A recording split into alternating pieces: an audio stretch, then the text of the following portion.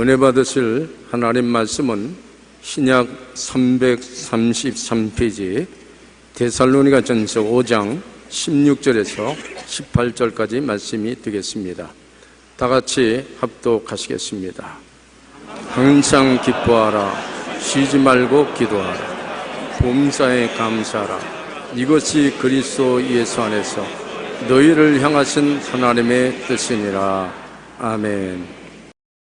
저는 오늘 우리를 변화시키는 말이라는 제목으로 은혜를 나누겠습니다. 한번 따라 말씀해주세요. 우리를 변화시키는 말.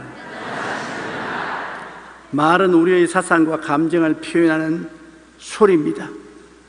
그 말 소리를 듣고서 우리는 그 사람의 사상을 알고 감정을 압니다.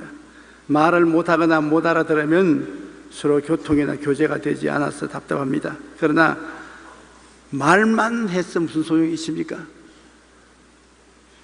우리가 복을 나누는 말을 해야지요. 잘되게 하는 말을 해야지요. 남에게 화를 끼치게 하고 불안하게 하는 말을 해서는 안 될 것입니다. 미국의 뇌 전문학자들의 연구 보고에 의하면 우리 사람의 뇌 세포는 230억 개인데 이 230억 개 뇌 세포 중의 98%가 말의 영향을 받는다는 것입니다. 그래서 최근 이 학계에서는 뇌 속에 있는 언어 중추신경이 모든 신경을 다스린다는 학설을 바탕으로 언어 치료법이 개발되었습니다. 여러분, 말이 다른 신경을 다 지배한다는 것입니다. 우리 여러 가지 신경이 많지 않습니까? 보는 것, 듣는 것, 느끼는 것, 기쁜 것, 슬픈 것, 그런 모든 신경이 언어 중추신경인 말에 따라서 변화된다는 것입니다. 성경은 언제부터 말하고 있지 않습니까? 지킬 만한 것보다 내 마음을 지켜라. 생명이 그러니 이에서 난날 때 마음을 지키는 것도 말로서 지키는 것이고, 죽고 사는 권세가 혀에 있으니 혀를 사용하기 전에 앉아는 그 열매를 먹으리라고 했고, 무엇이 땅에서 매면 하늘에서 매일 것이요 땅에서 풀면 하늘에서도 풀린다고 말했어요. 성경은 오래전부터 이미 언어 중추신경이 우리의 삶 속에 절대적인 리더십을 가지고 있다는 것을 말하고 있었는데, 오늘날에 와서 이제 뇌세포 전문학자들이 뇌 속에 있는 언어 중추신경이 모든 신경계를 다스린다는 것입니다. 그러므로 무슨 말을 자꾸 하고 돌아다니느냐, 그 말대로 되는 것입니다. 난 못났다고 자꾸 돌아다니면 온몸이 전체가 다 못나자, 못났다, 중추신경이 못났다고 말하니까 못나야. 잘났다 그러면 우리 잘나던 형태를 취하자. 어느 중추신경이 잘났다 그런다. 힘이 없다면 맥 빠지고, 힘이 있다면 힘 있는 반응을 하는 것입니다. 어느 치료법이란 환자에게 병이 나았다는 긍정적인 말을 하면 환자가 이 말을 듣고 그의 신체가 말의 방향대로 움직인다는 것입니다. 불치의 병이 들어 죽어가는 사람 보고 너는 병이 나았다고 입으로 자꾸 시인하라. 그러면 그대로 된다. 성경에는 옛날부터 말하고 있지 않습니까? 마음의 믿에 의해 이르고 입으로 시인하면 구원에 이른다고. 실제로 미국 위스콘신주의 한 병원에서는 치료가 불가능한 암 환자에게 하루에 3번 난 깨끗하게 치료되었다, 난 다 나았다고 말하는 언어 치료법을 권했습니다. 그런데 그 환자는 놀랍게도 3주가 지난 후에 실제로 완치되어서 병원에서 퇴원했습니다. 그만큼 힘이 있어요. 입술의 고백이 그만한 힘이 있는 것입니다. 이와 반대의 이해도 있습니다. 한 연구소의 조사 결과에 하면 자살한 청소년의 80에서 90%는 부모로부터 너 같은 놈은 필요 없어, 나가 죽어, 그 말 결과로 자살했답니다. 우리 어릴 때도 우리 친구 집에 가면 친구 어머니가 그런 말 하는 걸 내가 좀 들었습니다. 이 범불고 갈 놈아, 이 죽을 놈아. 나가서 자빠져. 그러는데 자살은 안 해도 지금 벌써 다 이 세상을 떠났어요. 부모님의 그런 저주를 받고 살아남을 택이 없습니다. 말은 우리의 생각과 마음을 표현하는 소리이기도 하지만 말에 의해 우리의 생각과 마음은 움직이기도 하는 것입니다. 그러면 우리는 말을 잘 해야 합니다. 서로를 격려하며 용기를 주어 상대방이 잘 뛰게 하는 말을 해야 되는 것입니다. 감사는 우리를 잘 뛰게 하는 것입니다. 우리가 평소에 많이 사용하는 단어인 감사, 이 감사는 우리를 잘 뛰게 하는 것입니다. 무엇보다도 하나님께 먼저 감사를 드려야 되는 것입니다. 자연 만물을 주신 하나님을 생각할 때 감사하지 아니할 수 없습니다. 사도행전 17장 24절로 25절에 우주와 그 가운데 있는 만물을 지으신 하나님께서는 천지의 주제시니 이는 만민에게 생명과 호흡과 만물을 친히 주시는 이심이니라. 하늘과 땅과 그 가운데 있는 모든 것을 우리에게 주신 우리 하나님께 감사하지 아니할 수가 없습니다. 자연 만물을 주신 하나님께 감사하고 또 신령한 세계를 주신 하나님께 감사해야 되는 것입니다. 우리는 예수 믿고 영적인 세계를 얻었으니 감사하지 않습니까? 에베소 1장 3절에 찬송하리로다 하나님 곧 우리 주 예수 그리스도의 아버지께서 그리스도 안에서 하늘에 속한 모든 신령한 복을 우리에게 주시되, 우리에게 신령한 복을 주셔서 육체가 죽어도 속사람은 영원히 사는 길을 열어주셨습니다. 감사는 하나님을 기쁘시게 하고 영화롭게 하며 축복을 가져오는 능력을 나타내시게 만드는 것입니다. 하나님이 자연적으로도 영적으로도 이렇게 우리에게 복을 주셨으니 우리가 당연한 반응으로 감사를 해야지요. 시편 50편 23절에 감사로 제사를 드리는 자가 나를 영화롭게 하나니 그 행위를 옳게 하는 자에게 내가 하나님의 구원을 보이리라.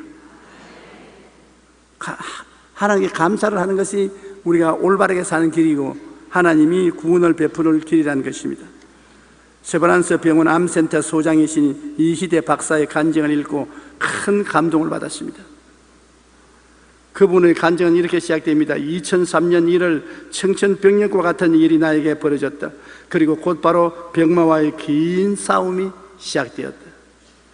이희대 박사는 암세포 발견 후 5번의 수술을 했지만 암은 간과 골반으로 전이되어 4번의 방사선 치료와 3번의 항암 치료를 받았습니다.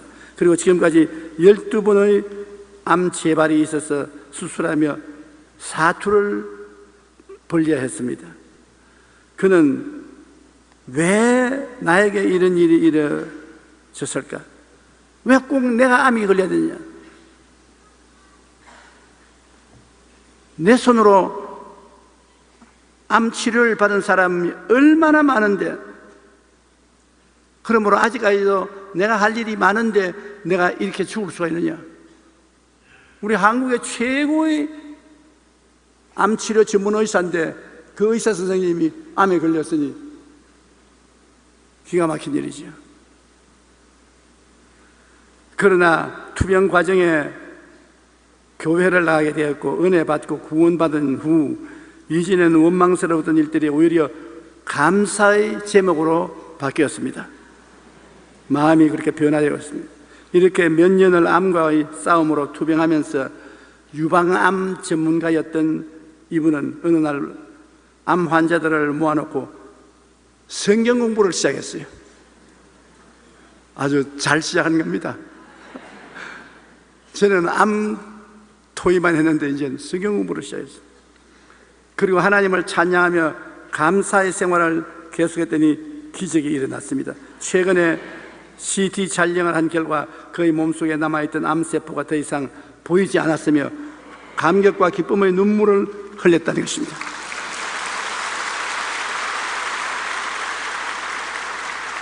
그는 지금도 환자를 진료하고 수술하는 의사로 암 발병 이후 한국 유방암 학회 이사장, 영동 세브란스 병원 외과 과장을 일했고 교수직은 물론 암센터 소장으로 하루를 바쁘게 보내고 있습니다. 최근에는 희대의 소망이라는 책까지 냈습니다.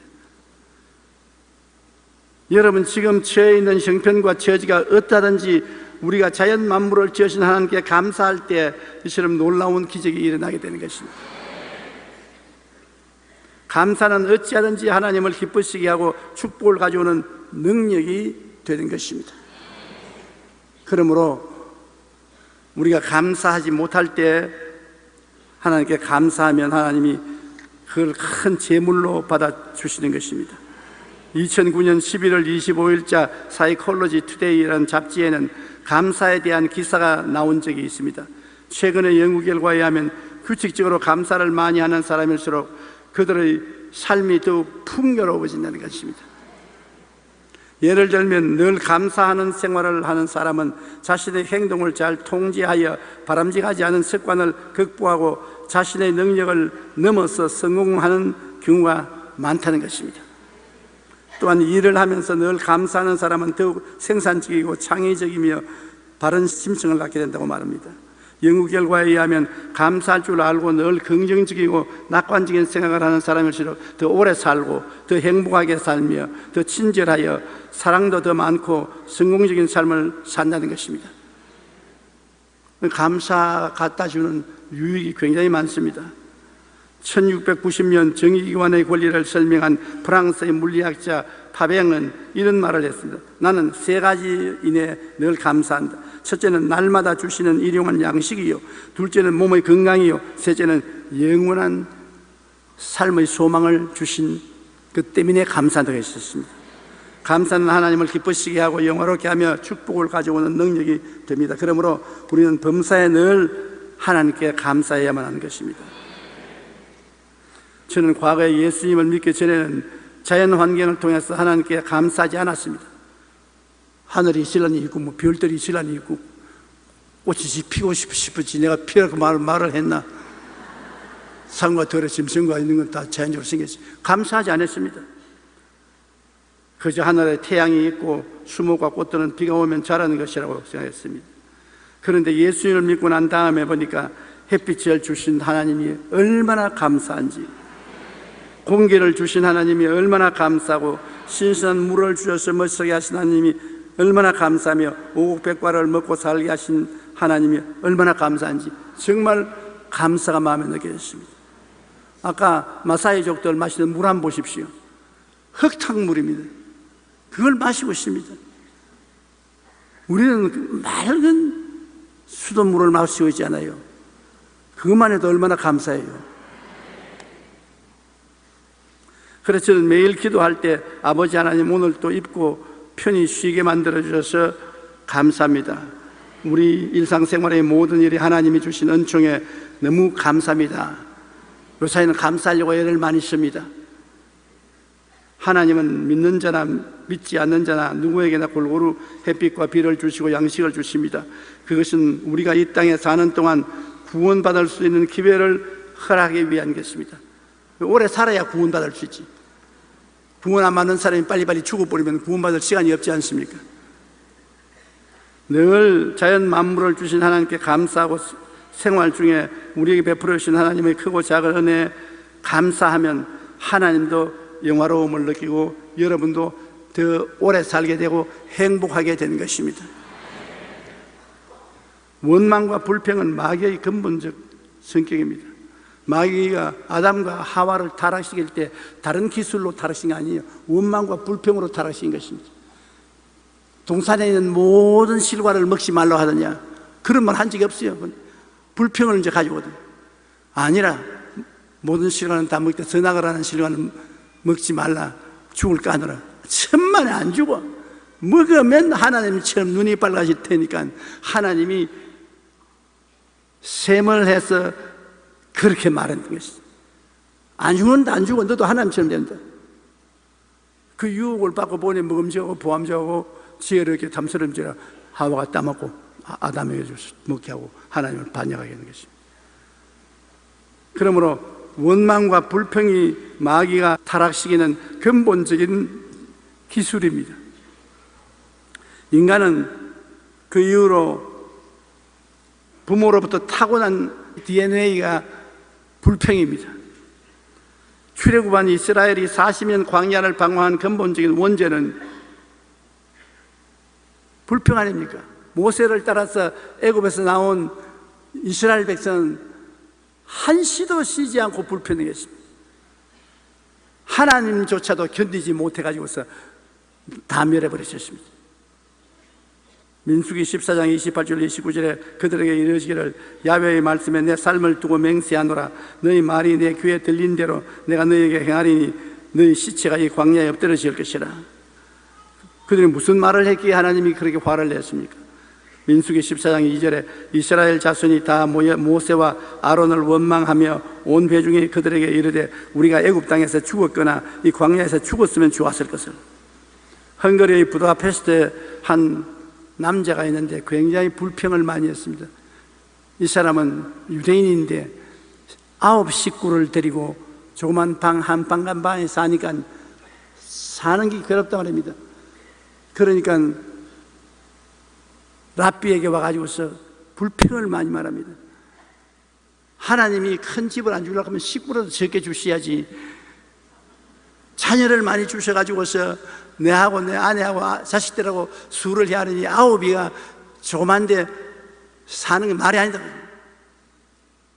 랍비가 그 문제를 해결해 줘야지. 오늘 집에 돌아가더라 염소 새끼를 하나 끌고 와서 같이 살아라. 9이나 있는데 염소까지 끌고 오라고요. 시킨 대로 하라니까. 염소를 끌고 집에 들어와서 염소를 데리고 같이 한 주일을 살고 내게 오느라. 한 주일 만에 왔는데 막 얼굴에 사람 잡아먹을 형상입니다. 찌푸리고. 그렇지 않대 9사람이 사는데 왜 염소가 와서 똥오줌을 사니, 뭐 우리 사는 게 아니라 생지옥입니다. 왜 염소를 갖다 넣으라고 합니까? 그러니까 랍비가 웃으면서 오늘은 가서 염소를 제껴 놓아라. 무리로 쫓아버리고 너희들 식구만 살아라. 그리고 다음 주에 오너라. 다음 주에 오는데 얼굴이 환해서 꽃같이 핀 얼굴로 왔거든. 어디 그렇게 얼굴이 환하냐? 염소를 몰아내고 나니까 이제 살 것 같습니다. 우리 가족들만 오손도손 모여서 사니 얼마나 행복한지 모르겠습니다. 그래서 랍비가 하는 말이, 봐라, 행복이 있는데도 불구하고 행복한 줄 모르고 불평하면 있는 행복도 뺏긴다.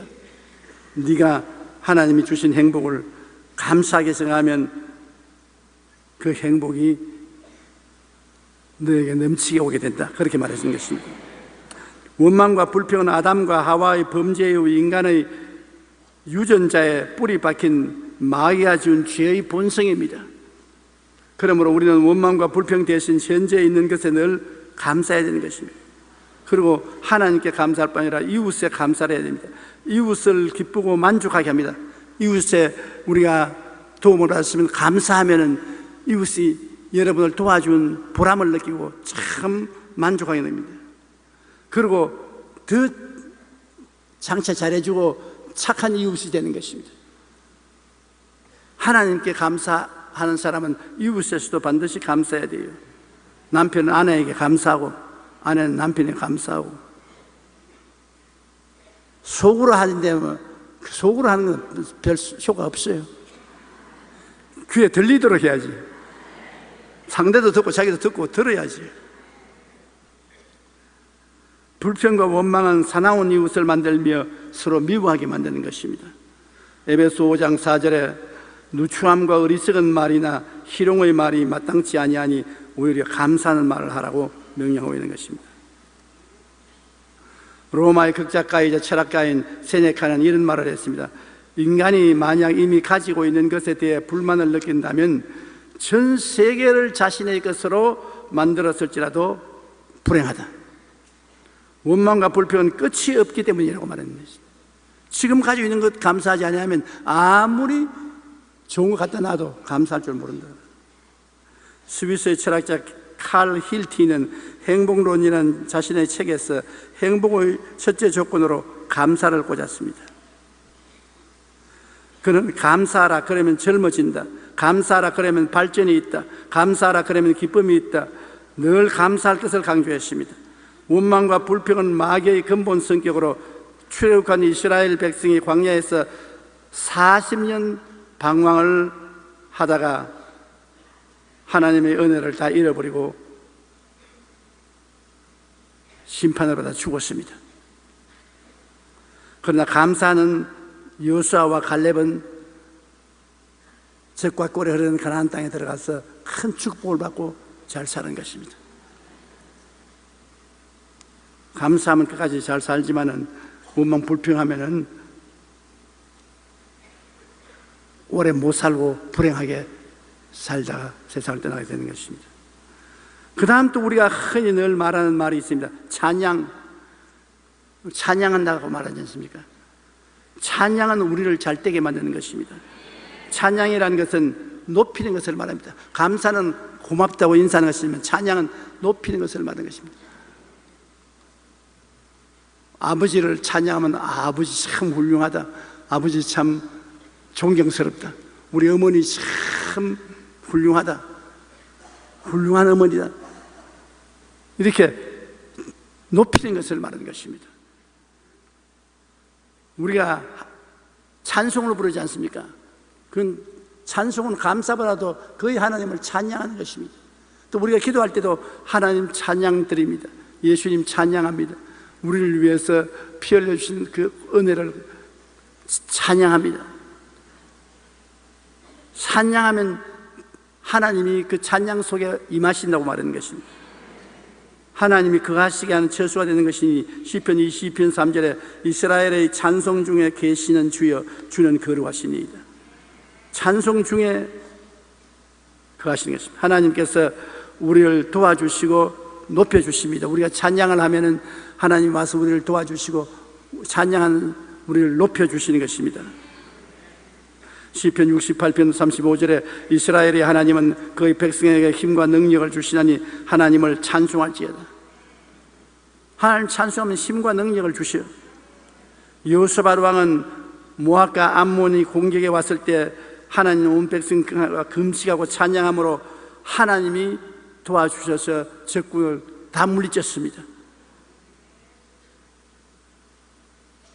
깡그리 적군들이 다 멸망을 받았습니다. 바울은 빌립보에서 점치는 귀신 들린 자의 귀신을 쫓아낸 것 때문에 신라와 함께 감옥에 투옥되었을 때 하나님께 기도하고 찬송하자 지진이 나서 옥토가 움직이고 차고가 풀리고 감옥 문이 열려버리고 말한 것입니다. 찬양은 그 가운데 하나님이 임재하시고 하나님이 우리를 해방시켜 주시고 높여 주시는 것입니다. 그러므로 찬양은 참으로 좋은 것입니다. 노벨 수상 작가인 펄벅의 어린 시절 이야기입니다. 그들이 중국에 선교사로 가 있으니까 중국 사람들이 서양 사람이라고 해서 굉장히 경운했습니다. 그런데 그들이 가 있던 동리에 가뭄이 들었어요. 오랫동안 비가 안 오니까 양놈이 들어왔기 때문에 우리 신이 화가 나서 비를 안 주니까 저녁에 양놈을 죽여버리자. 아버지가 선교하러 떠나서 엄마하고 펄벅 여사 어릴 때 하고 둘이가 있었는데 그 이야기를 하는 것을 엄마가 들었습니다. 그래 엄마가 집에 들어와서 딸하고 같이 기도를 했습니다. 하나님, 이 동네에 있는 중국 사람들이 오늘 밤에 우리 집에 와서 우리를 다 모녀를 죽이겠다 합니다. 하나님 어떻게 할까요? 자기 어머니가 잔뜩 기도를 하더니만 하나님이 말씀하기 시작한 거예요. 과자를 만들기 시작했어요. 밀가루를 가지고 과자를 적게 만든 게 아니라 아주 많이 만들어 동네 사람이 먹을 만치 만든단 말입니다. 엄마 왜 과자를 만들어? 가만히 있어. 너는 가만히 있어. 저녁에 중국 사람이 한두 사람 웅성웅성하다니만 마당에 가득 모였어. 말 한마디만 생기면 달라들어서 다 때려 부수고 살림 다 뺏어갈 작전인데, 그 어머니가 과자를 담고 나가가지고서 각 사람에게 과자를 나눠줘. 그게 나눠주는 과자 안 받아 먹을 수 없잖아요. 웃으면서 과자를 나눠주고 난 다음에, 그 다음에는 마루에 와서 오르강에 앉아서 중국어로 찬송하라 불렀습니다. 중국어로 막 하나님께 찬송을 부르니까 과자를 먹고 한참 앉았더니만 다 일어나서 가버리고 말았어요. 하나님께서 찬송 중에 임하여 역사하니까 한 사람도 벌벅 여사와 그 식구들을 못 죽였어요. 그들은 다 그냥 떠나가고 말았어요. 그 다음 그 이후로 다시는 그들 죽이러 온 사람이 없었다고 말하셨습니다. 그러므로 찬양이라는 것이 우리 삶 속에 굉장한 영향력이 있다는 것을 알 수 있는 것입니다. 하나님을 영광스럽고 빛나게 하는 것입니다. 우리가 찬양을 하면은 하나님을 영광스럽게 합니다. 히브리서 13장 15절에 그러므로 우리는 예수로 말미암아 항상 찬송의 제사를 하나님께 드리자. 이는 그 이름을 증언하는 입술의 열매니라. 항상 예수로 말미암아 하나님께 찬양을 드리자. 하나님을 욕하고 비난하면 그 욕과 비난이 부모랭으로 자기에게 돌아옵니다. 내가 너희에게 이르노니 사람이 무슨 무익한 말을 하든지 심판날에 이에 대하여 신문을 받으리니 내 말로 의롭다함을 받고 내 말로 정지함을 받으리라고 예수님께서 말씀하셨습니다. 우리가 하나님은 찬양한다 하지만 인간은 찬양한다는 말 안 합니다. 인간은 칭찬한다, 칭송한다고 말합니다. 우리가 하나님 찬양할 뿐 아니라 우리 같이 사는 이웃과 인간들도 끊임없이 칭송해야 되는 것입니다. 칭찬해야 되는 것입니다. 칭찬을 아끼면 안 되는 것입니다. 칭찬을 하면 크게 용기와 힘을 얻게 하고 더 발전하고 향상하게 하고 삶의 의미를 느끼고 기뻐하고 즐겁게 만들어주는 것입니다. 굉장한 효과가 있습니다. 잠언서 27장 21절에 도가니로 은을, 풀무로 금을, 칭찬으로 사람을 단련한다고 말했습니다. 글쓰기를 좋아하는 소년이 있었습니다. 그가 열심히 글을 썼으나 사람들이 읽어보고 별로 신통치 않게 느꼈습니다. 이 소년도 그냥 낙심이 되었었습니다. 그래서 글쓰기를 포기해버렸습니다. 그 어머니가 그 아들을 꽃밭으로 데려가서 야, 이 꽃들 보아라. 아직까지 때가 안 된 꽃은 몽우리가 져 있지만 안 폈지 않냐. 때가 오면 다 아름답게 피지 않느냐. 너 문학적인 소질은 꽃봉오리와 같다. 지금 사람들 눈에 잘 안 보인다. 그러나 얼마 있으면 이것이 팍 퍼지게 되면 온 천하가 다 보게 된다. 근데 나는 너희 어머니니까 내가 너를 잘 알 수 있다. 그러므로 낙심하지 마라. 이 엄마의 말에 막 굉장한 용기와 힘을 얻었습니다. 엄마가 이렇게 나를 알아주고 신용을 하고 있으니 내가 용기를 내야 되겠다. 그래서 위대한 아동문학가가 된 한스 크리스천 안데르센이 바로 그분인 것입니다. 내가 어릴 때도 안데르센 동화를 읽었으니까 얼마나 오래된 책입니까? 그 어머니의 격려 때문에 그렇게 할 수 있습니다. 어머니가 격려 안 했으면 낙심하고 말았을 것입니다. 우리가 하나님은 찬양하지만은 인간을 높이는 것은 찬양이 아니고 칭찬하는 것입니다. 우리의 칭찬 한마디는 상대방에게 큰 용기와 힘을 주고 그 안에 잠재된 놀라운 능력을 발휘할 수 있도록 만들어주는 것입니다. 그러므로 칭찬을 아끼지 마십시오. 가까운 사람이 칭찬한다고 효과가 없는 것 아닙니다. 칭찬은 10가지 능력에 대하여 어와나 클럽에서 뉴스레터에 실었던 글입니다. 첫째 칭찬은 키 크는 약이다. 행복을 10배로 키워준다. 둘째 칭찬은 만병통치약이다. 칭찬으로 안 낫는 것이 없다. 셋째 칭찬은 영혼이다. 보이지 않고 큰 영향력을 미친다. 넷째 칭찬은 메아리다. 간 것이 되돌아온다. 다섯째 칭찬은 꽃을 피우는 마술사다. 굳어있는 얼굴에 웃음꽃을 피우게 한다. 칭찬은 샘물이다. 기쁨의 갈증을 깨끗이 씻어준다. 7째, 칭찬은 별책 부록이다. 돈 안 들고 기쁨을 전해준다. 8번째, 칭찬은 씨앗이다. 무한한 가능성을 가지고 있다. 9번째, 칭찬은 비타민이다. 몸과 마음이 상큼해진다. 10째, 칭찬은 위대한 대통령이다. 역사를 새로 쓰게 만든다. 오늘 만나는 사람에게 칭찬 한마디를 해보세요. 칭찬은 용기와 힘을 얻게 하여 더 발전하고 향상하게 할 뿐 아니라 삶의 의미를 느끼고 기쁘고 즐겁게 만들어주는 것입니다. 고래도 칭찬하면 춤춘다고, 그건 다른 데서 배운 게 아니라 텔레비에서 그렇게 말을 합니다. 그러니 사람이 칭찬을 받을 때 얼마나 용기를 얻겠습니까? 인간을 꾸짖고 비난하면 낙심하고 좌절합니다. 심히 꾸짖고 비난하면 낙심하는 사람 없습니다. 골로새 3장 21절에 아비들아 너희 자녀를 노엽게 하지 말지니 낙심할까 합니다. 그리고 꾸짖고 비난하면 대적하게 만드는 것입니다. 잠언 18장 21절에 죽고 사는 것이 혀의 힘에 달렸나니 혀를 쓰기 좋아하는 자는 혀의 열매를 먹으리라고 말하셨습니다.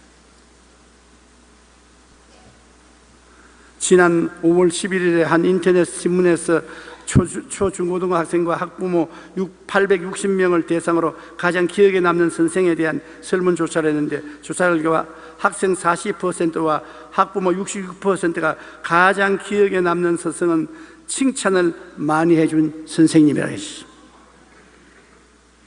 학교를 졸업하고 오랜 세월이 지나서도 칭찬해 준 선생님은 기억에 남아있다는 것입니다. 그 이후에 선생님은 별로 마음에 남아있지 않습니다.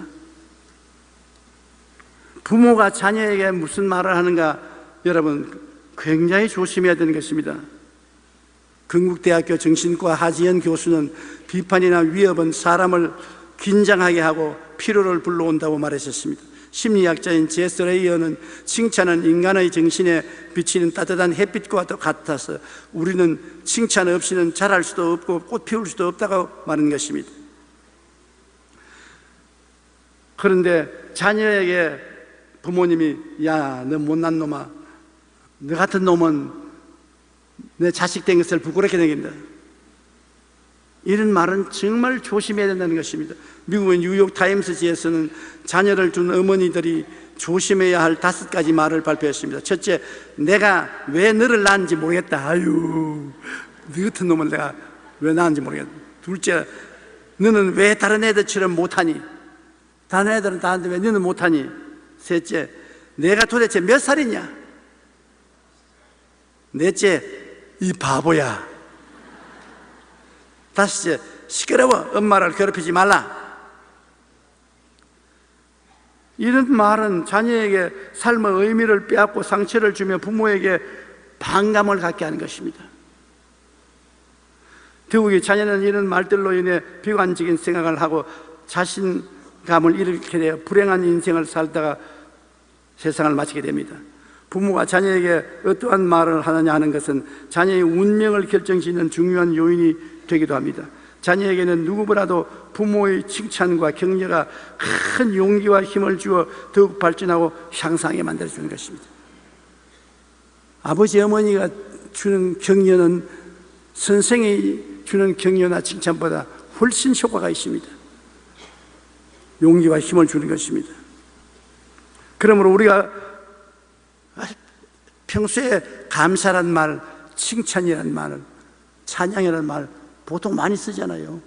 그 다음에 우리가 또 평소에 늘 쓰는 말 중에 축복이라는 말을 많이 씁니다.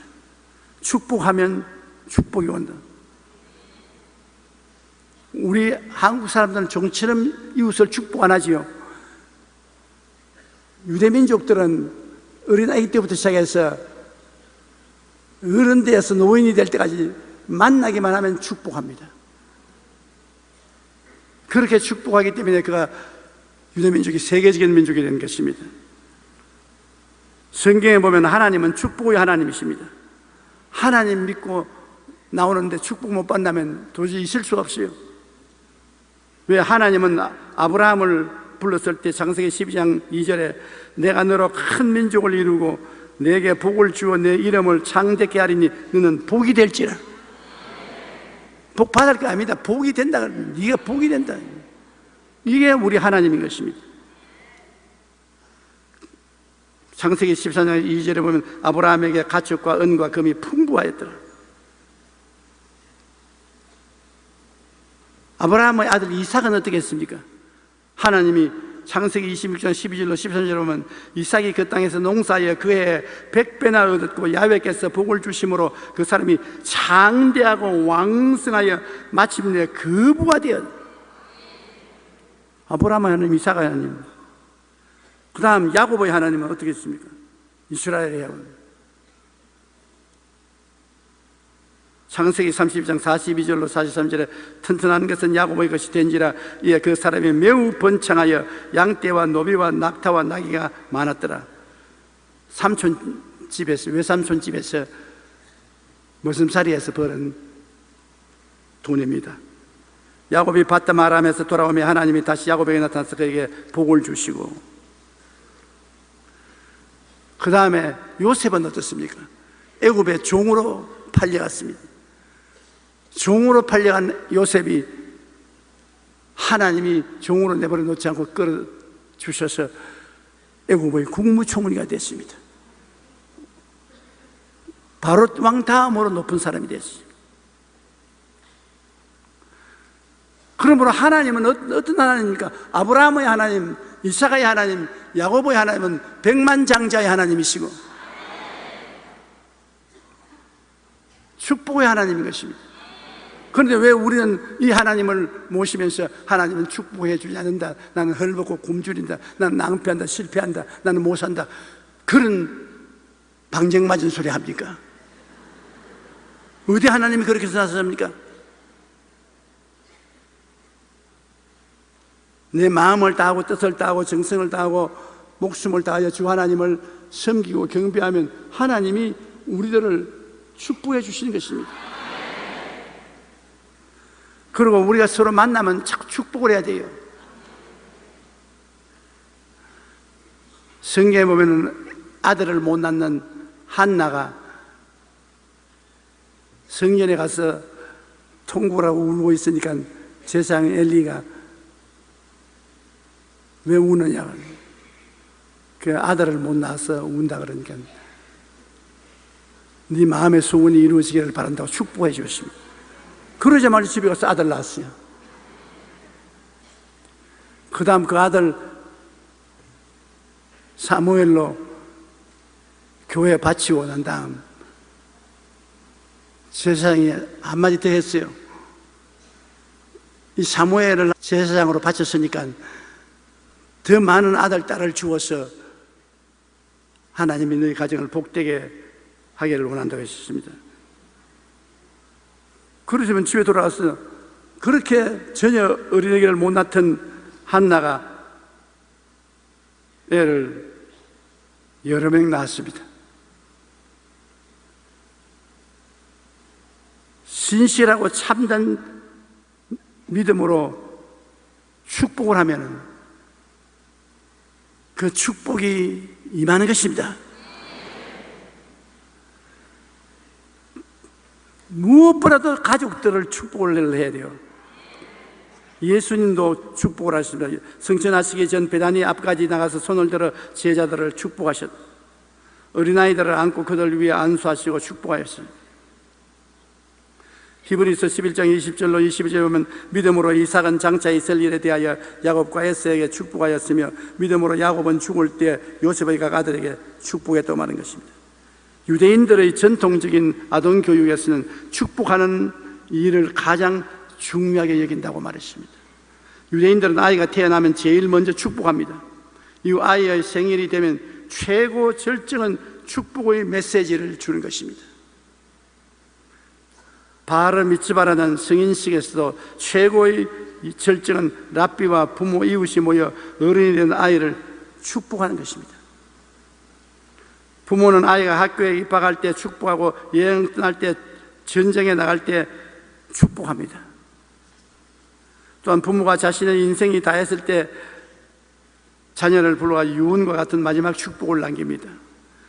이처럼 태어날 때부터 가족들로부터 늘 축복의 말을 들은 유대인은 오늘 지구상에서 가장 영향력 있는 민족이 되는 것은 당연한 일인 것입니다. 들어오며 나가며 축복의 꼴을 먹었으니 축복을 안 받을 수가 없습니다. 우리가 축복하면 하나님이 같이 따라와서 축복을 하시고, 우리가 저주하면 하나님이 따라오셔서 같이 저주하시는 것입니다. 아브라함 보고 뭐라고 하셨으면, 너에게 복 주는 자에게 복 주고 저주하는 자에게 내가 저주하겠다 했습니다. 그러므로 그냥 가만히 입을 놀려주지 마시십시오. 집에 있으면 같은 값이면 자꾸 축복을 하시라고요. 아유, 우리 맏아들 참 훌륭하지. 정말 건강하고 공부 잘하니 감사하다. 더욱 하나님이 축복해 주시기를 바란다. 아유, 둘째 아들 너 마음에 더 행복하고 더 평안하고 기쁘게 복 주시기를 바란다. 아유, 딸내미 좋은 데 시집 가기로 축복한다. 좋은 신랑감 만나기를 바란다. 우리 남편 건강하게 직장에 잘 나가고 일찌감치 집에 돌아오기를 축복합니다. 그럼 남편은 아내를 축복해야지. 우리 아내 언제나 착하고 매력이 있고 온순한 분인데 하나님 복을 주셔서 더욱 훌륭한 분이 되게 해 주시옵소서. 자꾸 좋은 길로 복을 줘야지요. 비난하고 공격하고 흉을 보면 안 되는 것입니다. 우리는 신실하고 참되며 믿음으로 우리의 자녀들에게 언제나 축복의 말을 해줘야 합니다. 그럴 때 우리 자녀들은 하나님의 축복 가운데 세상에서 머리가 되고 꼬리가 되지 않으며 나누어 주되 꾸지 않는 복된 삶을 살아갈 수 있게 되는 것입니다. 우리는 우리를 선하게 변화시키는 말을 늘 습관적으로 말해야 됩니다. 우리 입에서 감사합니다, 찬양합니다, 축복합니다는 말은 항상 끊어지지 않아야 되는 것입니다. 그러면 나와 하나님과 관계가 변화되고, 나와 이웃과의 관계가 변화되고, 나와 세상과의 관계가 변화되는 것입니다. 지그지글러의 정상의 법칙에는 이런 말이 있습니다. 지구상에서 30억의 인구가 매일 밤 굶주린 배를 움켜쥐고 잠자리에 들어가는데, 그보다 많은 40억 인구가 매일 밤 따뜻한 격려의 말 한마디를 아쉬워하며 잠자리에 들어간다. 우리 역시 따뜻한 격려와 칭찬을 원합니다. 그런데도 이처럼 소중한 칭찬과 격려의 말을 하는데 인색합니다. 이탈리아의 사회학자이자 밀라노의 이울럼 대학교 총장을 역임한 프란체스코 알베로니는 최근 저서는 성공한 사람들의 말은 절반이 칭찬이라고 말하는 것입니다.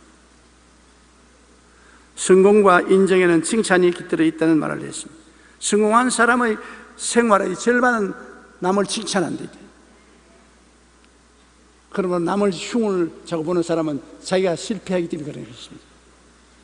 남을 칭찬한 사람은 자기가 성공 속에 있기 때문에 그런 것입니다. 알베로니는 성공이란 사람으로부터 공개적인 인정을 받는 것이라고 정의하며, 인정이란 사람이 한 일을 기억하고 그것을 명확한 언어로 표현해 주거나 관심을 보이며 인사를 하는 등 행위와 언어를 포함하는 것입니다. 우리 모두는 타인으로부터 인정받고 칭찬받기를 원합니다. 그렇지요. 타인이 칭찬해 주는 거 좋아하지 흉 보는 거 좋아할 사람 누가 있습니까? 그러므로 저는 허리가 자꾸 구부러지니까 타인에게 칭찬받기 위해서 사람이 있으면 허리를 쭉 편다고요. 상당히 힘들어 쭉 펴는 게. 사람이 없으면 쭉 늘어져.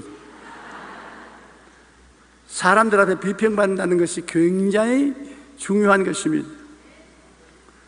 여러분, 될 수만 있으면 마음을 활짝 열어놓고 남편이나 아내나 자녀들이나 잘하는 거 잘한다 그러십시오. 덮어버리지 말고 잘하는 거 들추어내가지고 잘한다고 칭찬하십시오. 그리고 못하는 것은 덮어버리십시오. 못하는 것은 용서해 주는 것이 좋습니다. 그래서 자꾸 서로 칭찬하고 격려하며 앞에서 끌어주고 뒤에서 밀면서 살아나가면 인생은 참 즐겁게 살아갈 수가 있는 것입니다. 우리는 늘 우리를 선하게 변화시키는 말을 하기 위해 노력해야 합니다. 감사와 찬양과 축복의 말을 넘치게 할 때 우리 자신뿐 아니라 이웃이 모두 변화되어 이 세상은 더욱 행복과 기쁨이 넘치게 되는 것입니다. 우리가 대학을 안 나와도 연구소에 가서 연구를 안 해도 감사는 할 줄 압니다. 찬양은 할 줄 압니다. 축복은 할 줄 압니다. 이 세 가지만 여러분 일상생활에 하면 여러분에게 행복이 끝나지 않습니다. 좋은 일이 끝이지 않고 다가오는 것입니다. 그래서 하나님이 항상 기뻐하라, 쉬지 말고 기도하라, 범사에 감사하라. 그리스도 예수 안에서 너희를 향하신 하나님의 뜻이라고 했는데, 여러분 하나님의 뜻을 쫓아 하나님이 그 기능을 주셨으니까 우리는 언제나 감사하고 언제나 하나님을 찬양하고 이웃을 칭찬하고 언제나 축복하는 여러분 되시길 바랍니다. 오늘 여러분의 하나님의 축복이 넘치시기를 축원합니다. 다 같이 고개에서 기도드리겠습니다. 사랑이 많으신 우리 아버지 하나님, 우리가 복을 받을 수 있는 평범한 길을 우리가 쫓지 않고 따르지 않을 때가 많습니다. 하나님, 감사로, 찬양과 칭찬으로, 축복으로 우리의 환경에 하나님의 영광이 나타날 수 있는 것을 깨달아 알게 해주심을 감사합니다. 내 아버지 하나님, 그냥 지나가지 말고 이 세상에 채소에 소금 치듯 우리의 마음속에 감사와 찬양과 축복으로 소금치게 도와주시옵소서. 예수님 이름으로 기도합니다. 아멘.